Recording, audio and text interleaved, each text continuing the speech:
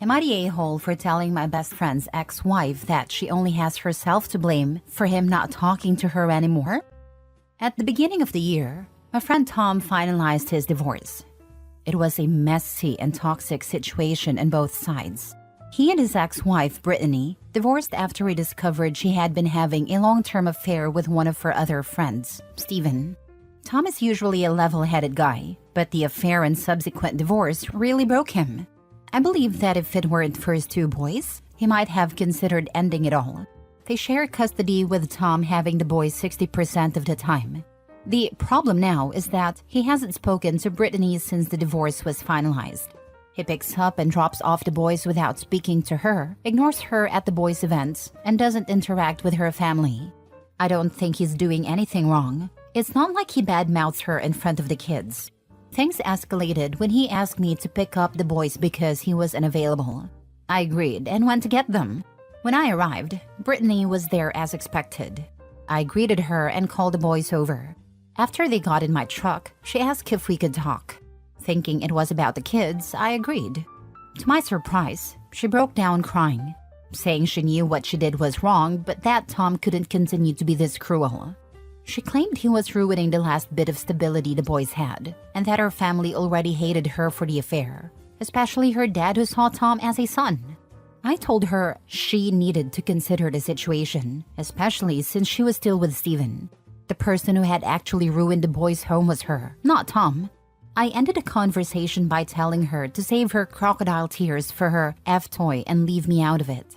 I don't think I was wrong. But my girlfriend thinks Tom is taking things too far and that it wasn't my place to get involved. Am I the a-hole? Now for the top comments. Not the a-hole. My in-laws divorced when my husband, 35 male, wasn't even 2 yet. His mom cheated. They had 50-50 custody his entire childhood. His dad hasn't spoken to her in over 30 years now, aside from one time when Hubs got in big trouble in high school for skipping class, and once right after high school when he had surgery for a hernia. What's fascinating is that neither seem to hate each other, at least now anyway. Mother-in-law has never said anything mean about father-in-law, and while father-in-law has rolled his eyes on occasion, he always asks how she is, and has also never said anything mean about her either. Right now it's fresh and she's desperate not to be the bad guy. Hopefully she'll grow to accept it eventually like my in-laws did. I will also note that my husband is totally on his dad's side and not talking to his mother, and said many times that while it kind of bugged him as a kid when he didn't fully understand why mom and dad didn't talk, as soon as he was old enough to digest the situation, it no longer bugged him and it felt like she deserved it. Not the a-hole. While it's important to keep lines of communication open to talk about the kids and their stuff, anything else is just out of kindness. He doesn't owe her anything at all. I would try to be civil around the kids though, especially if they're really young and don't really know what's going on. The boys are 9 and 10. He is semi-civil. Like at events, he won't speak to her if it's not needed. I don't blame him. I'd rather not say anything that risks blowing up at her. As long as he keeps putting the best interests of the kids first, he's good. He's gone. He doesn't speak because there's no reason. She ruined their family. She's gotta deal with it. Let her go cry on her boyfriend's shoulder. Tom doesn't owe her not one bit of conversation. And your girlfriend has a lot of audacity to say Tom is taking it too far. No, he's doing just fine. He's doing nothing wrong. And the fact your girlfriend is taking the cheater's side is mind-boggling. Why the heck should he speak to her? Damn, people are stupid. Right? It's wild how some people think they can just act however they want and then expect everything to go back to normal. Cheaters feel entitled to your attention and get upset when you start to focus on the more important things. It wasn't your business. Then the cheater asked you to get involved. She made it your business. As for Tom taking it too far, he hasn't bad-mouthed her to the kids or even told them why the divorce happened. That is an A grade in my book, especially when she's dating the affair partner and crying about how her cheated on ex isn't being nice to her. Frankly, this is a red flag for Opie's girlfriend's morals. She thinks that simply not speaking to someone who destroyed you is taking things too far. Sounds like a guilty conscience. What is she afraid of being punished for that she would care? Next story. Am I the a-hole for going through with ending things with my ex, even though she was recently assaulted? I, 30 male, am an attorney. I met my ex-fiancée, 26 female, about 3 years ago. After a year of dating, we moved in together and rented a house. This past January, I made partner at my firm and we got engaged. In March, my firm offered me a great opportunity to help open a new office out of state, about 3 hours away. After discussing it, I decided to take the offer. I bought a house at a new location. The lease in our old place was set to end this month, so the plan was for my ex to stay there until the lease was up and then join me. In the meantime, we saw each other nearly every weekend and talked every day. We had a Ring doorbell at the rental house. This detail becomes important later. My ex worked at an art gallery that featured a rotating selection of local artists. In May, I started noticing a man frequently stopping by the rental house, usually carrying a canvas or something similar. He never stayed more than 10 to 15 minutes. When I asked my ex about him, she explained that he was a local artist the gallery was working with, and that he was dropping off pieces for her to take to the gallery. The frequency of his visits started to bother me. My ex assured me that nothing was going on. In July, during one of my visits, my ex was in the shower when he called. I answered and his tone made me uncomfortable. After the call, I looked through their text messages, which were blatantly flirtatious. I confronted my ex, and she turned pale. She apologized profusely and promised to quit her job, assuring me that she would find a new one once she moved in with me after the lease ended. Since I make more than enough to support us, I agreed, and she quit her job. About a month and a half ago, my ex was involved in a car accident. She was driving my old car and was rear-ended. This was strange because she drove her own car over 95% of the time. However, my old car was the only one we had without GPS tracking. She claimed she was alone and headed to a restaurant she liked when the accident occurred. I requested a copy of the police report for the insurance claim, and the location of the accident didn't make sense for where she said she was going. When I confronted her, she admitted she had lied and was actually visiting the artist who lived in the neighborhood. She claimed she was there to see a new painting. I immediately broke up with her. I told her I would continue covering rent through the end of the lease, October 31st, but after that I would no longer provide any support. Our mutual friends have told me that she has been depressed and barely functioning since then. She does not drink because of some experiences she had in high school, but last weekend she went to a party with friends and got very drunk. A man took her to a bedroom and assaulted her. Someone overheard her yelling no, and the man was eventually arrested. This has obviously been a traumatic experience for her. She and our mutual friends are now asking me to offer her support, whether financial or otherwise. She has no job, no prospects, and none of our friends are in a position to take her in. I feel bad for her, but I don't think it's my responsibility to provide the support they're asking for. Am I the a-hole? Not the a-hole. I noticed you wrote she and your mutual friends want you to offer her some support. You already did, then she lied and you broke up. She is no longer your responsibility. Let her family and friends support her. Also, she doesn't drink normally and went to the party with her friends who knew that. Why weren't the friends watching her? They failed her then, and now want to pass her off to you? No. Sorry, it's horrendous it happened, but she betrayed you repeatedly and doesn't get to expect your support or help anymore. Not the a-hole. You broke up with her. The fact you're still paying rent confuses me. It sucks about what happened to her, but it's not up to you to be there anymore. I am on the lease for the rent house, so it is in my best interest to keep paying it, which is why I did it after the breakup. As much as it sucks that happened, not the a-hole. All those friends who are pressuring you needs to look at themselves. Why are they not offering her support, financial or otherwise?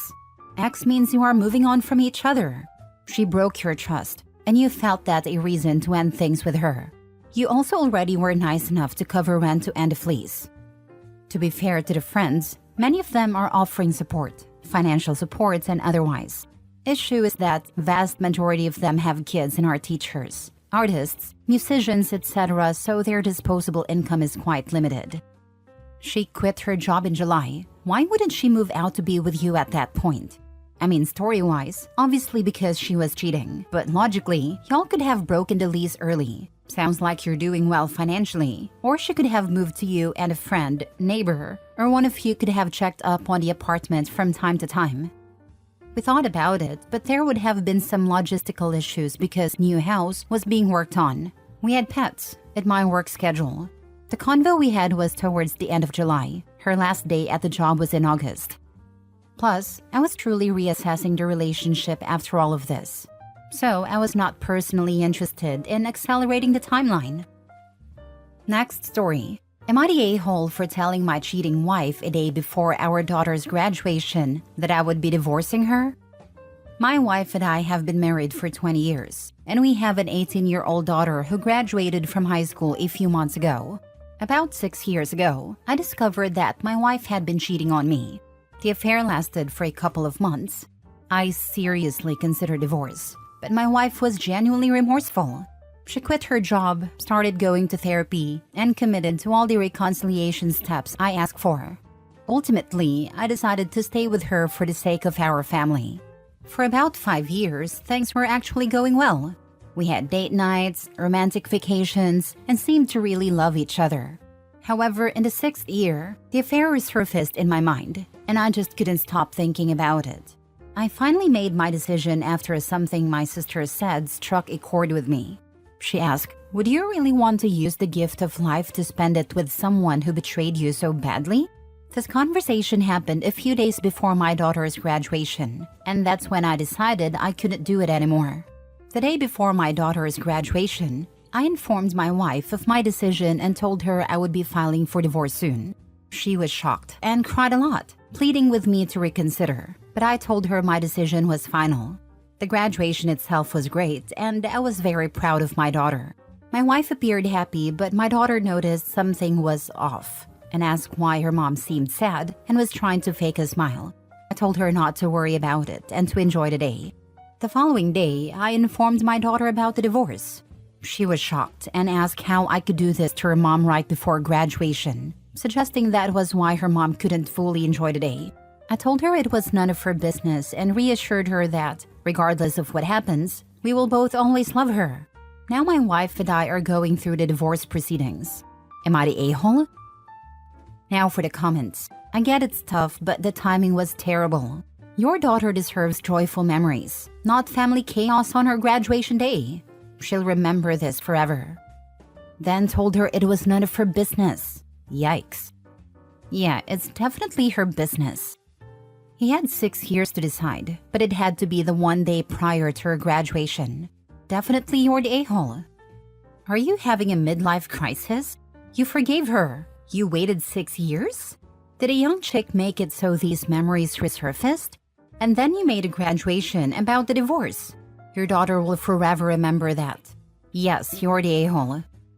My daughter did have a really good time, and the graduation party was great too. We took lots of pictures, and I'm sure she will remember the day fondly. The next day, however, I told my daughter about the divorce because she kept asking me about why her mom seemed so down. I did not really want to break the news to her so soon after graduation, but I really had no choice because she wanted to know the truth. My daughter, of course, was really sad about hearing it, and she even broke down in tears. But divorce is just part of life, and both me and her mom still love her. She is at college now, and I'm sure she'll get over it soon. And I don't really have a midlife crisis for some other woman. I'm not even looking to date, at least for the next few years. My focus is on myself and my family of origin. You're the a-hole. You could have waited a few days. Also, if you were happy, why did you let that line from your sister affect you so much? Are you easily influenced by others? Is the appearance of having always had a perfect marriage so important to you? Is it the point to get a deeper and deeper understanding of the other person and ourselves? It wasn't just that line, and it wasn't a spur-of-the-moment thing. I was dwelling on it for the past year or so and talking it out with my sis. She told me that it was finally time I put myself first, and that I deserved to be with someone who would unconditionally love me. Someone who would be there for me through thick and thin, and someone who would never betray me. Last story. Would I be the a-hole? Leaving my wife because she won't even try to find a job. My wife, 41 female, and I, 41 male, were both laid off this past spring, receiving a 60-day notice and severance package. I took a month off and began job hunting at the end of May. By the end of June, I had started a new job with great benefits and a good salary. My take-home pay is about $650 more per month than my previous job. My severance from my last employer will end around Thanksgiving. My wife's severance ended about a month and a half ago, but she hasn't bothered applying for unemployment or making any real effort to find a new job. She usually sleeps until 10 to 11 a.m., then spends most of the day sitting in the living room watching cartoons on her laptop while knitting. I've tried being supportive and gentle, and I've also tried being firm about the fact that we can't afford to live on my income alone. Once my severance ends, we'll be in serious financial trouble. However, she doesn't seem to care enough to put any effort into job hunting, and whenever I bring it up, she shuts down. I'm now at the point where I'm considering taking our 8-year-old and moving out to live with my parents, possibly even filing for divorce, because I can't cope with her complete lack of concern for how her behavior is affecting our family financially. Am I the a-hole for feeling this way? Would I be the a-hole for actually leaving? Of course, you're not the a-hole for wanting her to be the same provider as she was before getting laid off. She wouldn't be happy either if it were you sitting on your butt all day while she works. I get taking some time off after a layoff, but not months. She should be actively pursuing a job search and want to get back to work, but she's happy sitting around. So it's almost impossible to motivate someone like that. Tell her she's pushing you out the door with her attitude, and if it were you sitting there playing video games all day instead of finding another job, she'd have the right to be angry at you too. She needs to know you're serious about this, and shutting down is not acceptable. She is displaying possible symptoms of depression. A change in employment status is a major life stressor, and doing what she's doing is pure escapism when someone is depressed. You should probably work on getting to the root of the issue instead of just repeatedly asking her when she's planning to get a job. Have you asked her anything about how she's doing or if there's anything she's interested in? I personally think it sucks to rush straight to divorce when things get tough. Because why bother getting married if you're just gonna run when things aren't going how you thought they would? Obviously, you're free to do whatever you feel is best, but maybe there are other issues going on that need to be worked out. Update. Of course, just an hour after posting this, I saw that she was on the state unemployment website applying for benefits. It's a start. After our daughter goes to bed tonight, I'm going to talk to my wife about how stressed I've been feeling and see if I can get her to open up about her own thoughts and feelings.